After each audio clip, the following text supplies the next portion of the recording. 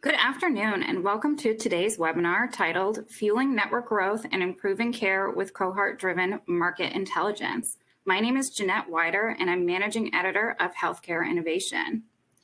Today's program is sponsored by CareJourney.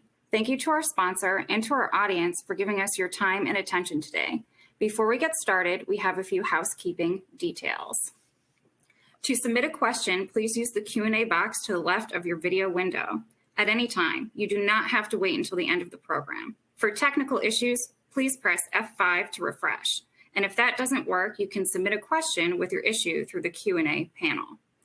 Finally, join our webinar conversation on Twitter. You can tweet using the hashtag HILiveWebinar. And at this time, I'd like to introduce Dr. Catherine Schneider, CareJourney Advisor and former Chairman of the Board at NACOS. Dr. Schneider, I'm going to hand this off to you.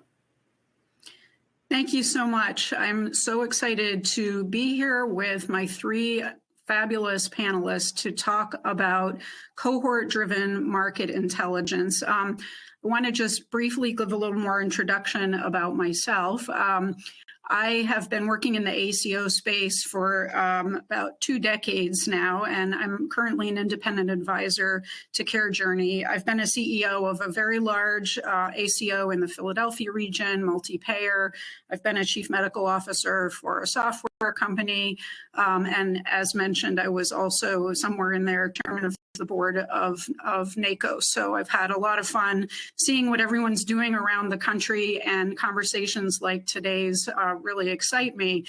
I tend to not go into my background. My MPhil degree goes back years to graduate school in epidemiology, but it's relevant for today because the word cohort is near and dear to the heart of all of us who've trained in epidemiology. So I'm really excited because our three panelists are bringing very, very different perspectives to the conversation. So it'll be a lot of fun. And I do encourage everyone to please put in questions. We will have time for discussion. So I hope to really engage everyone.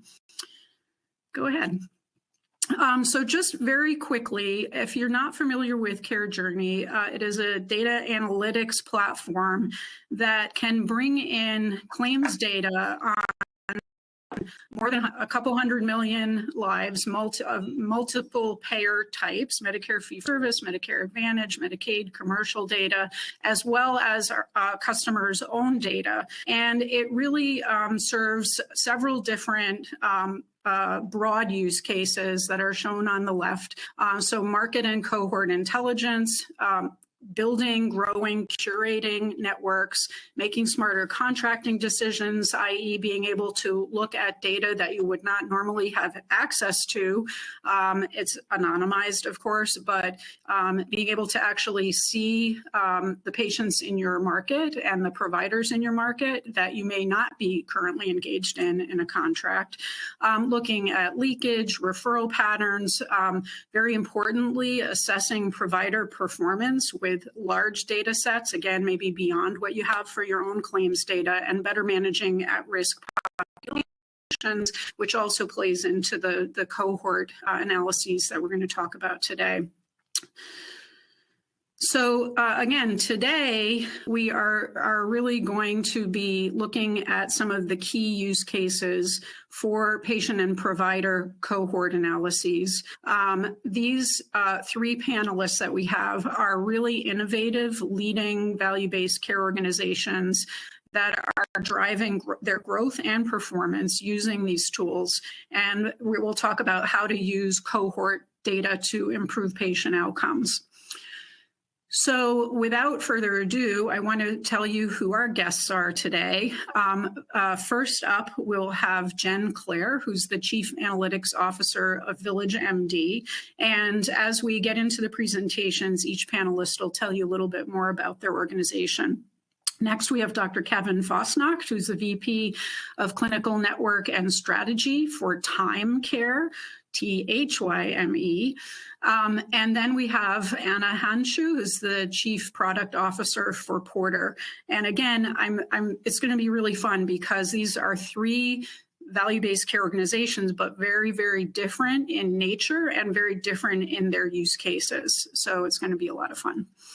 So, of course, I got to put my epidemiologist hat on and say, what is a cohort? Well, of course, the dictionary definition is that it is a group that has something in common with each other. And in population health, it's obviously groups of patients, although sometimes we actually can cohort providers as well, but more focused on patients that have undergone or who are undergoing some kind of similar healthcare journey. So they share whether it's demographic characteristics, whether it's clinical characteristics, predictive risk characteristics, et cetera. So it might be a group of patients that we are interested in what will an outcome be from a specified action or intervention. So it's a way of slicing and dicing data, basically, by grouping people. And I think we have a little graphic to kind of show what it looks like. You can slice and dice any way you want. So in the 270 million lives whom we have claims data on, we're going to hear today about one way to slice and dice into patients who have cancer, another way to cohort actually for patients who are unassigned. And so looking at who are we not touching, what group of patients is perhaps at risk that we need to engage as a value-based care organization. And then also patients who are discharged to specific post-acute settings. So that's more of tracking patient journeys throughout time. So without further delay, I'd like to go ahead and turn it over to our first speaker from Village MD. Jen, take it away. Oh, thank you, Dr. Snyder, and it's a pleasure to be here. Thank you for inviting me. So we can go to the next slide. I have the privilege of leading Village MD's analytics function. And we look at cohorts in a lot of different ways as we think about the delivery of our clinical model and how to really optimize care. And prior to working at Village, I worked at Anthem and led their analytics function, and also have that core academic experience in epidemiology and biostatistics. So we like to stick together, I think, sometimes in some of these circles. Village has over 250 primary care practices in 22 markets. We support over 1 million patients in delivering our value-based clinical model that's really focused on our patients and how we deliver care. And we do this by bringing together the technology, the analytics, the operations in the form of both supportive care in the practice, as well as core operational supports for call centers, payer negotiations, et cetera, to really drive success in value-based care at scale across our 22 markets. And if you go to the next slide, we do that by really putting our care for all patients at the center of our model.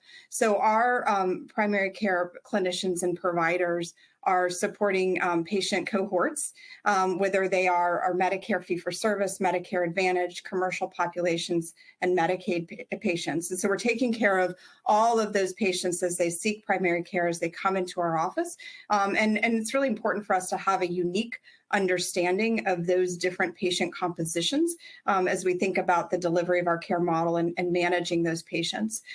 We do that both by providing traditional office or clinical-based care, but also by meeting our patients where they are across multiple access points. So we provide care in the home, we provide care through co-located pharmacies in a co-located model with our pharmacists and through our mobile application.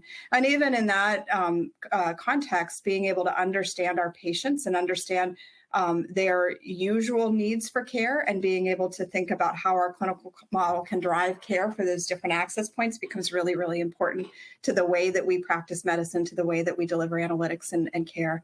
And we do that all through our unifying technology platform that delivers care both from an EMR perspective as well as through supportive care management and quality management software that really delivers care in multimodal arrangements.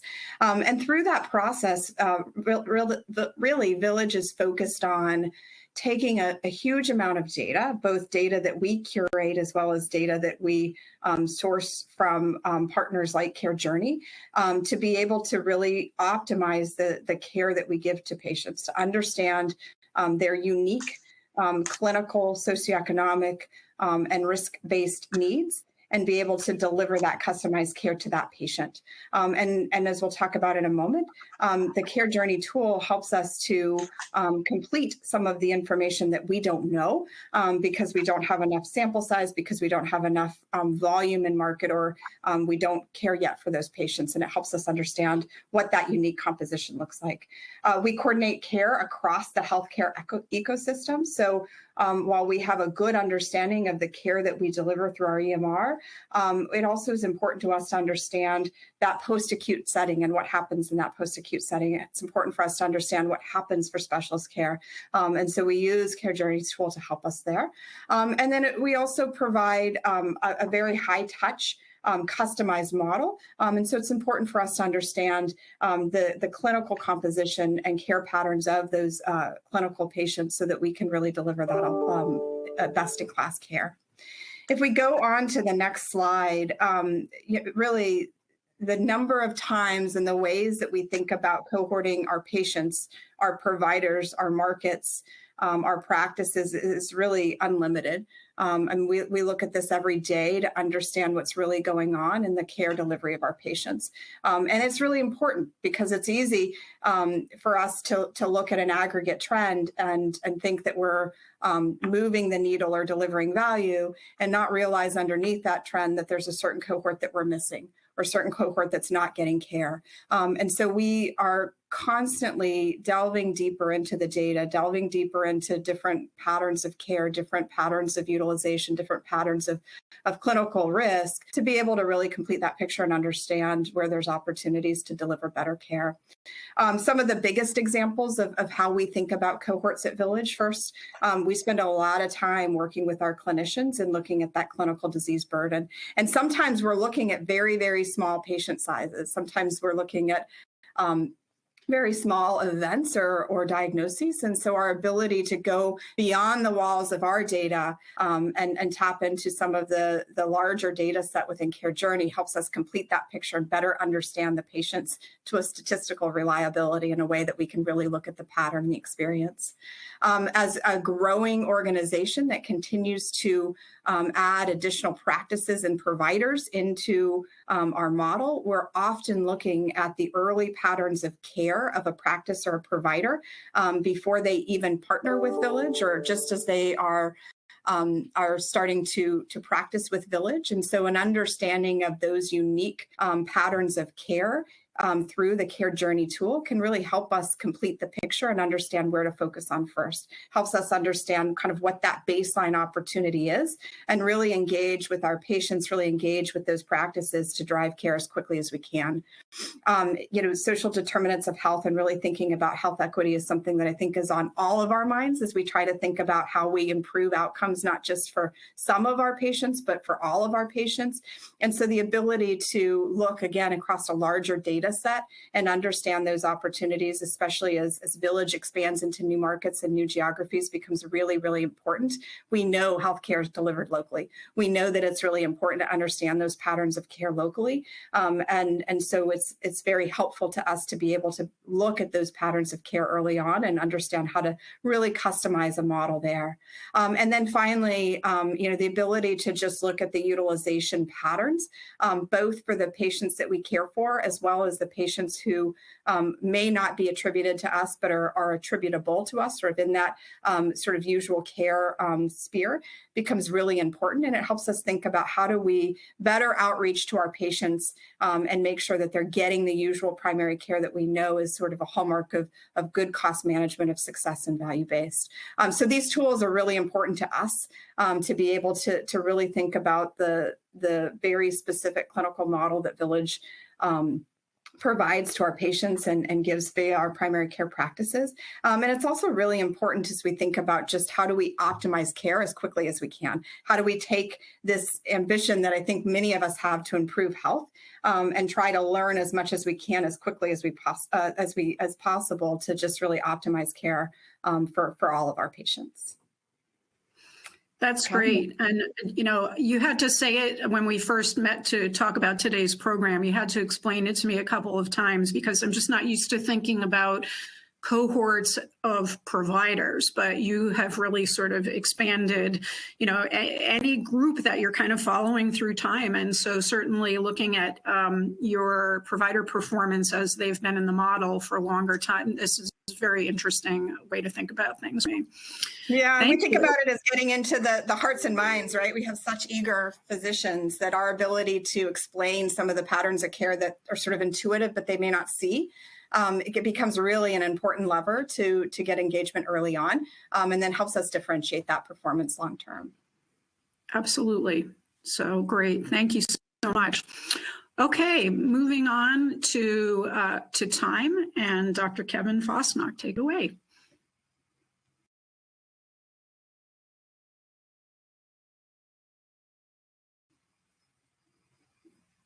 Kevin, are you possibly on mute? It wouldn't be a teleconference without someone being on mute and someone having to say that. So thank you. No, thanks, Catherine. I want to thank you for the opportunity to be here. Also to learn from my co-presenters, have this discussion today, and to share the vision and the work so far for time care. I think it's a really a good next stage part of the discussion here, going from very broad populations or cohorts to something that is more focused, and that's what Time Care does.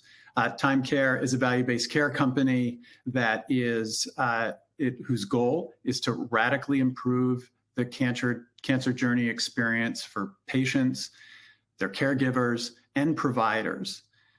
We do that by bringing a complete oncology care management solution that's designed to create value across the care continuum and partner with health plans, payers, and other at-risk entities to do so.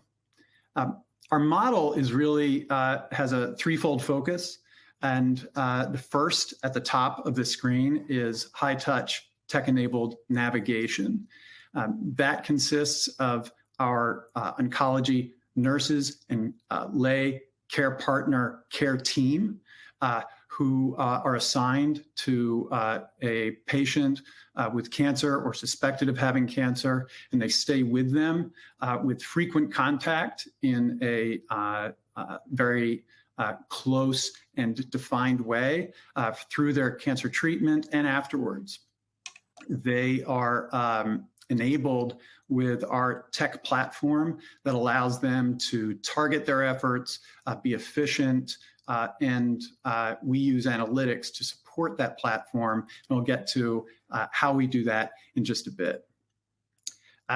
Next is in any given market, again, through analytics, we are able to identify, and then we engage and partner with a provider groups, in particular, high-value oncology providers.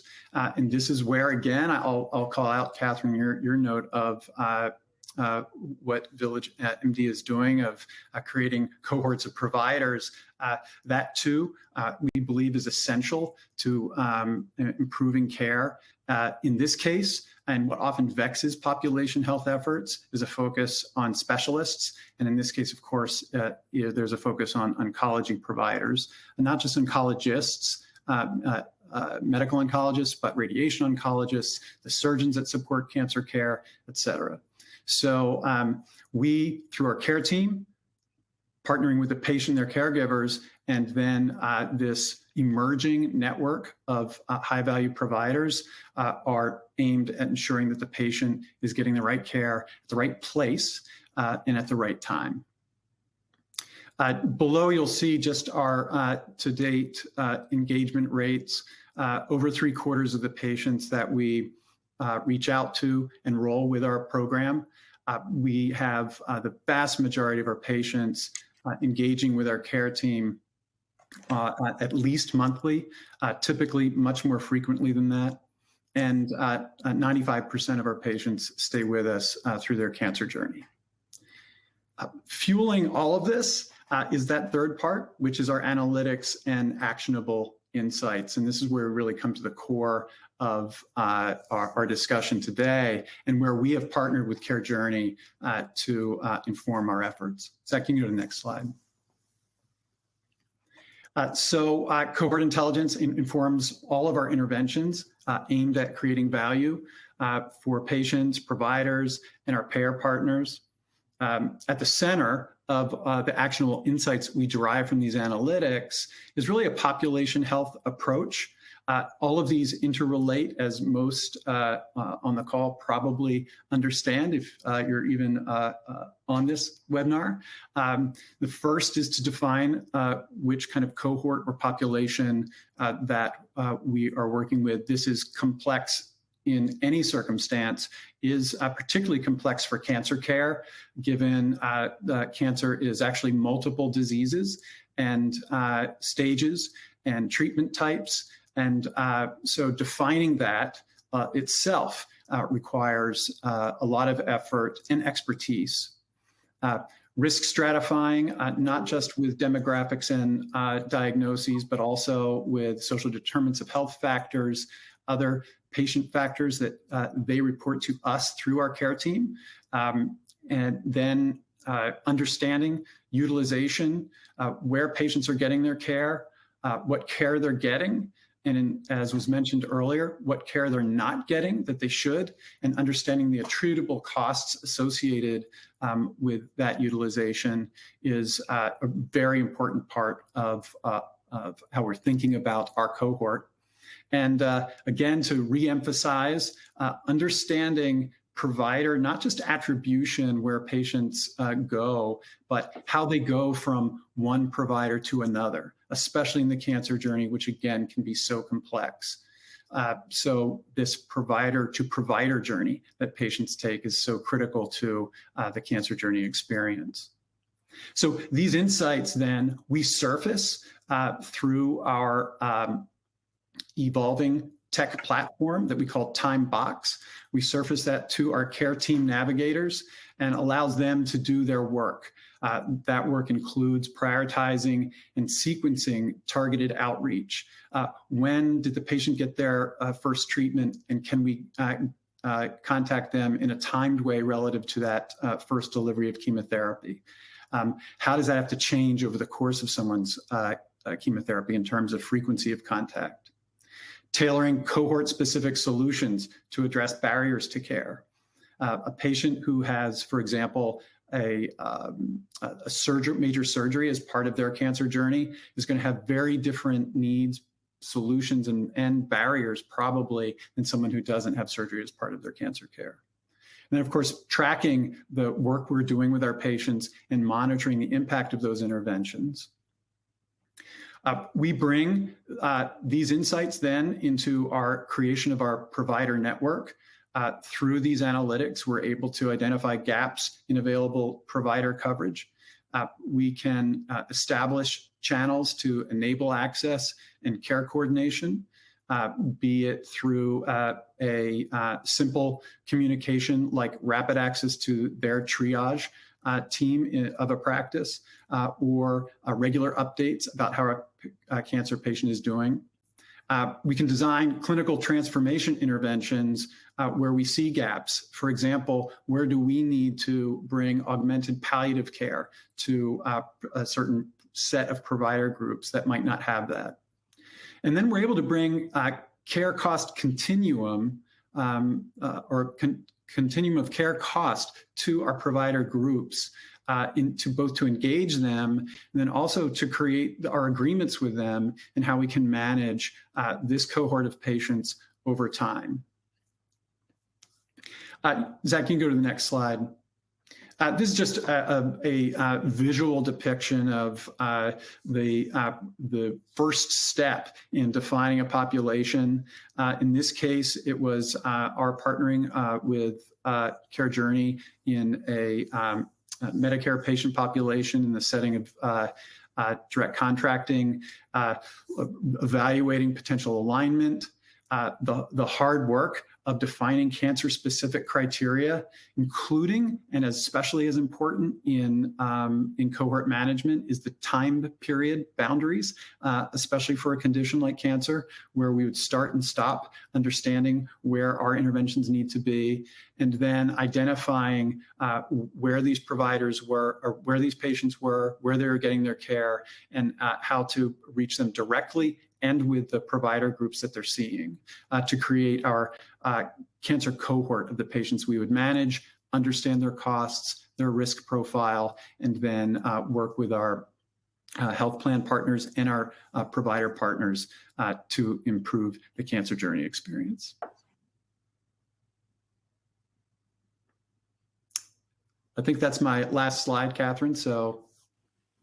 Okay, great. Yeah, thank you. There's a lot of rich information in there. We do have a couple of questions starting to come in, and what I'm going to do is I'm going to hold those a little bit until all three presenters have gone, but we will come back to your questions for sure. So if you have questions, please put them into the question box on the presentation tool, and we will try to get to everybody's questions. I want to move on now to Anna Hanshu from Porter, a very, very different care model, really interesting innovation, and she's going to tell us how they are thinking about cohorts to support their strategy and their growth going forward. Wonderful. Anna. Thank you. Thank you very much, Dr. Schneider. I appreciate you inviting me to talk and learn here from my esteemed colleagues. I've already learned so much today from our presentation. So why don't we start by telling everyone a little bit about Porter so they have really good context around how we are using what I like to call, really frankly, the most powerful and comprehensive data asset in healthcare today, which is this care journey data that we are tapping into with 270 million lives, longitudinal data. So this is how we're using it. So first off, let's talk a little bit about Porter. Porter is a technology platform that is combined or coupled with human interaction to connect people with what they need to manage at home during an illness or an injury. And so we're taking our own curated data, very similar to what we heard here from the last two presenters, and combining it with the care journey tools and data to really try to deliver a very personalized experience and to deliver that experience very holistically for our patients and to deliver that experience at scale. The idea for Porter really came out of an injury that our founder had. He actually went over his handlebars as a cyclist and had a very serious injury where he broke his pelvis. And at the same time, I also had a really terrible injury where I broke my ankle in many places, and it was life-changing for both of us. What we both had in common was that once we were both discharged from the hospital, it was really difficult to understand what to do. There were a lot of point solutions to try to understand what had happened to us and to try to get information about how to get better, to connect us with the products and services that we needed in order to recover at home. We had trouble understanding what our insurance coverage was, and we didn't really have anything to put it all together for us. And really, that is one of the reasons that Porter was born, was to take all of these different disparate needs that we had. Even as healthcare experts, we were really lost, and then to put them all together in one place. And so we wanted to not only put everything together in one place, but to make it a very robust experience for the patients that were coming to Porter, the people that were coming to Porter, to help them understand what is my fastest path to recovery. And that's where the care journey data came in. So for us, putting together that curated content, that marketplace of products and services, the coverage insights for understanding what your insurance will cover, as well as coupling that with what we're calling the Porter Care Guide. Think of it as your daughter that might help you navigate through the very complex system, all underpinned by this very powerful recommendations engine that is powered by the healthcare journey data that's coupled with our own unique algorithms and the data that we are collecting ourselves. So let's go to the next slide so you all can see a little bit about how we are using the data. So this is really how the cohort intelligence fits into our overall business strategy and our goals. So what we're really doing is really indexing on understanding those service and utilization patterns and how they impact outcomes across payers, because that's not really well understood at a national, regional, and local level. So by understanding those patterns and surfacing that information at the right time, whether it be individually, member by member, patient by patient, or as group information or actionable analytics and insight of information to our health plan partners as well as to our health system partners, we're able to enable them to do many things. So let's start with members. So for members, our goal is really to drive very personalized recommendations to simplify and optimize the patient journey through the episode of care and really through their healthcare journey when you think beyond an episode such as a femur break or a leg break or a pelvis break, or even like we were talking about a few moments ago, a cancer surgery, but really looking longitudinally at the person's entire healthcare journey. So trying to find for them the right DME and the right home care services, which are really informed by empirical observations of what we like to call patients like me and their outcomes. So an example of that would be CPT groups for custodial care. So these patients we know are highly dependent and have many needs around ADL and IADLs. There are very many deficits there. And so we would perhaps provide insights as to who are the best, most capable providers to offer those services. So we're offering the what, the how, the where, and the when. And so for payers, we're doing something similar. So benchmarking for DME trends and spend by cohort at facility, group, and provider levels. We're providing insights to inform the needs of their members that are receiving clinical care, clinical services. So for example, to improve health equity, access to care, in-home custodial care, in-home provider visits, nutrition, those types of needs. And then to help payers really make informed decisions regarding network optimization. So for example, by geography. So on a DME provider you're using is 25 miles away from a facility, and other payers, DME providers, are 5 miles away from the facility. This might be impacting utilization, resulting in more ER visits in this particular population or more readmission. And then as we think about facilities and providers, really helping drive better DME recommendations that inform smarter ordering and purchasing decisions within disease cohorts for the provider and the member.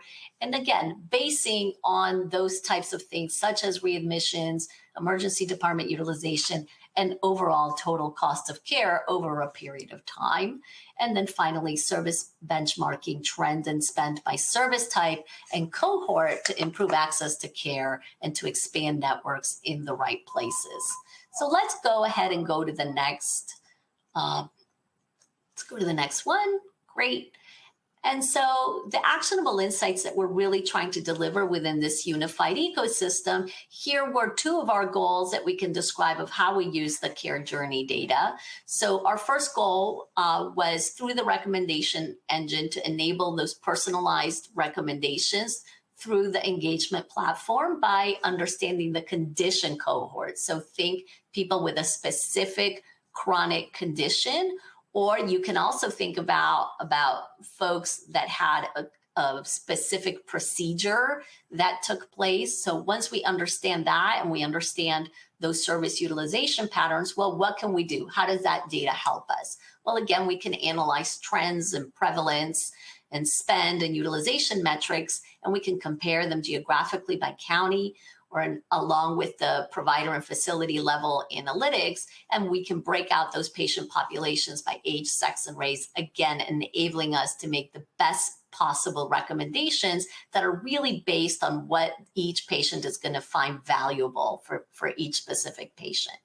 Another goal we had was, again, providing personal recommendations through the engagement platform for the best at-home recovery and outcomes for those patients who just left an acute inpatient stay and were able to return home immediately. So those would be patients like John and I that I was describing earlier that are really looking for that fastest path to recovery. Again, once we can better understand the arc of care given to patients that returned home and after the inpatient stay, studying those cohorts of inpatient discharge care paths, we can help determine the best outcomes by querying the data in different ways. So again, studying those utilization patterns for DME and services, and then comparing them to outcomes. So what types of outcomes? Think of things like 90-day total cost of care, ED visits, avoidable ED, and 30-day readmission rates. So those are all of the types of things that we're doing to leverage the care journey data and this really powerful data asset that we can lean on to combine with our own insights to deliver these really robust recommendations that make sense for folks.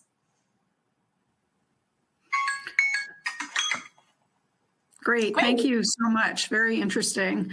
And I want to come back in a question to talk about care at home. But first, I want to go back to a little bit of a broader question.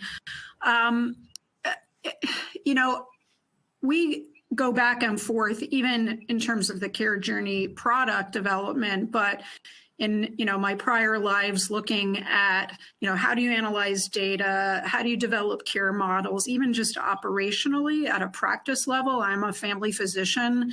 How do you implement value-based care? Do you do it specific to one payer population? In other words, start your cohort analysis by doing a slice that is just for one payer, as opposed to kind of taking all patients regardless of payer. And I mean, obviously, there's some obvious exceptions to that. Like you're not going to do so much like maternity care and childhood immunizations on populations that include a lot of Medicare patients. But but help me think through sort of when is it appropriate to make cohort number one a payer as opposed to not.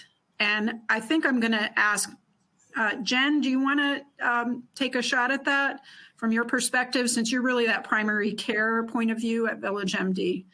Yeah, would love to talk about that. And it's interesting. I think the answer is both.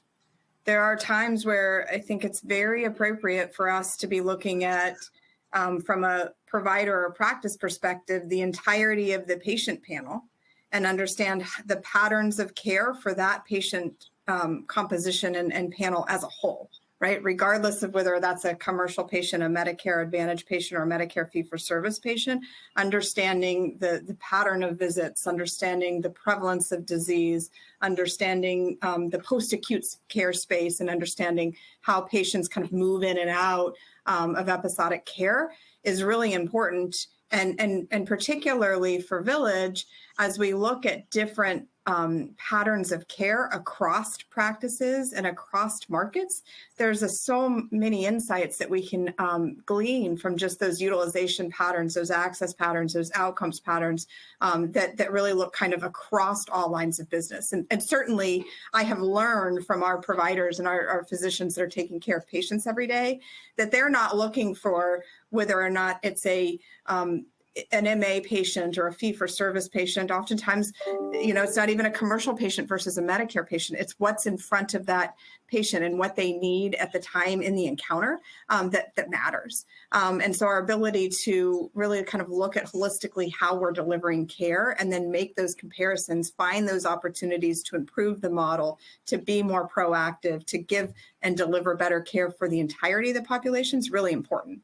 Now, that said, Village is also a group that takes full risk across both Medicare, fee-for-service, and commercial populations, value-based populations. And so I would be remiss if I didn't say an understanding of some of the unique utilization patterns and opportunities within each of those payers becomes very, very important to us as well. And so we'll spend time looking at a pattern of care for an MA population versus a fee-for-service population that's attributed to us, it's in our care. And then when the care journey data becomes very powerful to us, is looking for the non-village population Medicare fee-for-service norms and being able to look at those care patterns and compare and understand how are we effectuating change for our attributed patient population.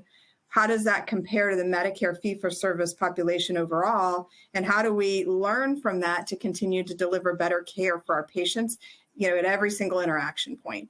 And so, the simple answer is it's complex, right? We have to be looking at this from many, many dimensions in order to figure out where there's the best opportunities to improve health, where there's the best opportunities to make sure that we're successful in value-based care and really moving the needle there. And then thinking about, at the end of the day, how do you group, especially from a Medicare fee-for-service or ACO population, group kind of populations and practices together to really optimize the performance of the entity as a whole.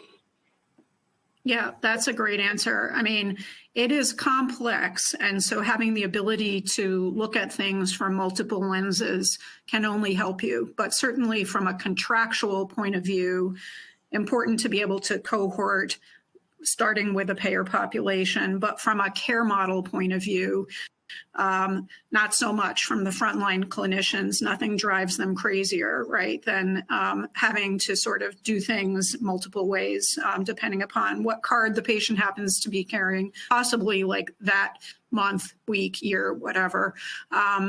So yeah, very interesting. Anyone else want to comment on that question? Yeah, this is Kevin. I'd be happy to. First, could not agree more around the provider perspective of not wanting to have payer-specific solutions for so many reasons, including that's just not how they're thinking at the point of care. Having said that, organizations like ours, and this is, I guess, where we distinguish between value-based care and value-based payment, have a model where the dollars are moving in certain directions to support these kinds of interventions. And so the art here is for organizations like us to bring a solution to providers and patients, incidentally, and their caregivers, while, as Jen noted, on the back end, if you will, we're figuring out and sorting and using the analytics that Care Journey can provide, for example, to discern the various payer-specific cohorts. I do think, also agree with Jen that it is both. It's a classic, not either or situation. We need to have those, just like we do need to have condition-specific and other cohort type analyses, so that we are doing this in a seamless way from the patient's perspective. And I think that actually is where, if the focus remains on the patient and caregiver experience, then in a kind of a highly focused way, then we can be sure we're developing solutions that are not going to be perceived as really fragmented for them. We all have stories in the early transitional care environment where patients were getting 5 calls after their hospitalization from different parties who were not talking to each other. Clearly, that is not what we're trying to design.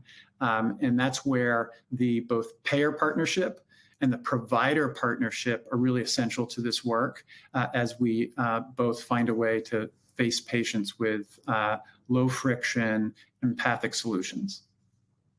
Yeah, absolutely. And I mean, the other thing that I think from a, multi-payer versus single payer point of view, I think it drives physicians crazy, and, any provider entity, hospitals, et cetera, when from a performance measurement perspective, they look great with one payer for example, diabetes care. But, for the other commercial payer B or whatever, it's like a completely different answer. And so some of these like black box single payer analytics around performance can be very frustrating. So, I mean, personally, I think the more you can look at similar types of metrics across as many payers as possible, or at least validate that they look the same. So that's one thing we've been able to actually do with care journey data is, how someone performs with a Medicare cohort is usually pretty close to how they look in commercial cohorts, for example.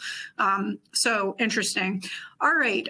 We have a number of questions coming in. And there's one from Stephen Silber at New York Presbyterian that he asks about remote monitoring for patients with high-risk patients with chronic conditions to help reduce expenses in the risk contracts. And I want to actually sort of blow that question up even a little bit more and go back to Anna and talk about care at home and sort of the buzzword, of course, hospital at home or whatever. But Porter, to my understanding is Porter is really looking right now at post-acute in the most traditional sense. In other words, there was an acute stay or service provided on an inpatient basis, and then that sort of triggers the work that you're doing. But I'd love to hear what the three of you think about not just post-acute, but actually substitute for acute, and maybe remote monitoring within that as well. Anna, do you want to comment on that? And is Porter thinking beyond a post-acute from that triggering perspective? Yeah, absolutely. We don't just think about it through post-acute, although that's where we have started because we feel like there's a lot of value to be found there for our partners. But we are thinking much beyond post-acute and indexing a lot on people with chronic conditions and people like what time is doing, life-changing diagnoses, right? So we're very much interested in doing that work and starting in those spaces as well. So yeah, I'd like to talk a little bit about care at home. If you read anything in healthcare today, that's where the shift in time, money, energy, dollars focus is increasingly in government programs is the care at home and meeting patients where they are, which is in the home. For us, how we are thinking about the data is really trying to understand who are we surfacing the insight to, who is going to be deriving the value from the recommendation or the insights that we're putting together. So as you're thinking about surfacing these insights to members and patients, what does a good recovery mean? What does an effective recovery mean? Is it that for them, is it the speed to recovery versus if we're surfacing that insight, let's say to a payer, is it a total cost of care? It doesn't make sense to send someone back to the home. And if we understand those insights of what is an effective recovery, how did people that, how do we query the data to understand what that means? Is it total cost of care? Is it readmissions? Is it they got less things or less conditions over time, less adverse events over time? So as we look at those patients like me within the data, we're able to surface different parts of that insight that is valuable to our members and patients, to our payer partners, and to our facility. So think of things like sending, doing outpatient joint replacements would be a good example of how that would work, of how we would use the data to help drive an appropriate clinical decision, operational decision, and make an appropriate recommendation to a patient. Okay, and maybe we'll just do thumbs up, thumbs down. Who's using remote monitoring as part of their care model? Thumbs up from Village, thumbs up from Porter, thumbs down from Time. You want to comment on that? It's a qualified thumbs down. Yeah. Our care team works across a large variety, a large geography, and so we are providing proactive evidence-based symptom assessment through a standardized and timed to their therapy care. It is not a vital sign kind of blood pressure, sugar, those kinds of things. But it is a proactive outreach directly to the patient in their home that is not waiting for a symptom, but is asking proactively about their symptoms so that interventions can be escalated to their providers, and we can counsel them through expected symptoms to mitigate ED utilization or just plain waiting. Or what we really are uncovering is just many patients who are living with just a concern about whether or not it's important, don't want it to, are tired of going to the doctor, so they don't want to have to access care, but we're able to counsel them through that. So, in sum, I guess that's more than a qualified down. I think under this definition of remote monitoring, we're not in their home, but we're proactively reaching out to them systematically for symptom management. Yeah, and Kevin, I would say from a Village perspective, I mean, I think you're capturing something that's really important, which is that patient experience and availability is important, right? So we have devices and remote monitoring that for a very small subset of the patients, a small cohort of the patients, we are proactively monitoring symptoms and vitals.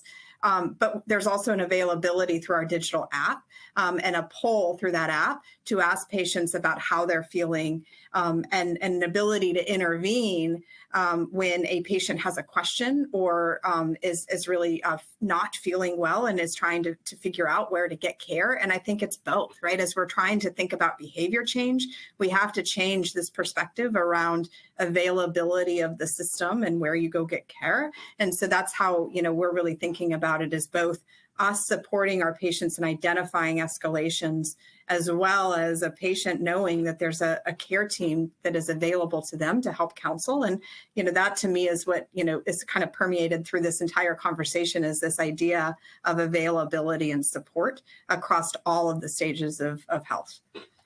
That's such a good point. There was a question about, or maybe more of a comment that came in around also involving the family caregivers when the patient's at home. And I know if I asked you all to give the thumbs up or thumbs down on that, it would be resounding thumbs up, super important. In fact, I think maybe remote monitoring of the caregiver and remotely engaging the caregiver is probably equally important as, as that sort of engagement with the patient themselves. So we have a number of questions coming in, and we won't be able to get to all of them, but let me see if I can get to one more. I think it's maybe a tough question. Kevin, this was targeted at you, but certainly anyone can answer. How do you measure the impact of your interventions? And maybe I could throw in there do cohorts help you with that? And obviously in cancer, there's sort of natural cohorts in terms of what kind of cancer, I would imagine. You want to take that one? Sure, happy to. And we spent a lot of time thinking about this and working with our partners to define that often and I guess not too surprisingly in a tailored way.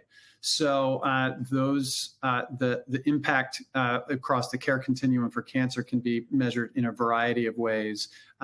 We have some traditional ways of measuring it, which is ED utilization, preventable hospitalization, readmission, time to hospice care, and relative to the time of death. And then we have a variety of ways of looking at cost of care. And these are attributable costs to for a defined period of time for cancer in cases, as in an episode. So we have arrangements where an episode is defined, and we look at utilization and cost in that way. And then other impacts, of course, are the impact that, or the input that we get directly from our patients as we evaluate their care experience, and then measure some of their experience via access. So time to one, you saw our engagement scores or engagement measures, but also time to first appointment, and time for coordinated care, for a response around from the practice around symptom management. So we have a lot of measures to assess our impact, but also for continuous improvement. And I want to highlight that as just so necessary. This ecosystem is so complex. And the discipline and the tools and insights necessary to do continuous improvement are essential. Care Journey helps with our ability to look at attributable costs over time and in subsets of cohorts. But all of these measures have to be aimed at continuous improvement, not just, are they metrics that are going to exist on a dashboard? Great, thank you. Very comprehensive answer. Okay, I want to try to squeeze in one more question. It's a little bit of a complex one, but I think really important. And it's for Anna in particular. This is from Beth Edwards. To paraphrase the question, when a service or a treatment or it is new and innovative, we don't really have the robust, historical data on it to help inform applying it. This is actually true in cancer care and everything else. But do you have any comments on that? Where, if you have a cohort that you're looking at data, it might be such small numbers that it's just very unstable and swings all over the place. Do you have to sort of, have that be one data point in addition to maybe more qualitative knowledge or information? Yeah, that's such a good question. And I'm glad Beth asked that question, right? Because, sometimes if you're only making recommendation based on the quantitative data, that can be difficult in these situations where you have an innovative product and service. So I can tell you how we're thinking about it.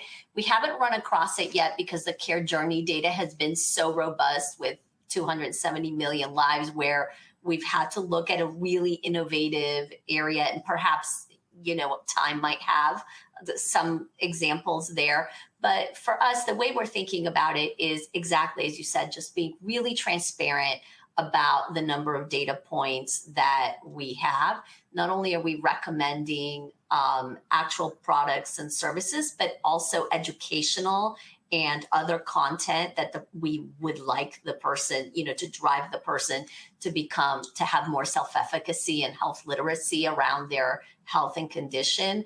And so for us, if we have some data points, even if they're small, around a new and innovative treatment or a new and innovative modality, we would present that because it would be flagged to come up based on whatever it is that they're asking us. So we would just be very transparent. Our context is that we want to have extreme trust with the folks that come to our platform. Right, great. Thank you so much. I would just add on that, Catherine, that this is where I think the Care Journey platform is so powerful with such a large amount of data points that sometimes that ability to do sort of comparative effectiveness is helpful with that Care Journey platform. So this is one of the major use cases, I think, of the Cohort tools. Great. Thank you for that. We are out of time. I'm so sorry. We had a lot of questions coming in and we just did not have time to get to them all.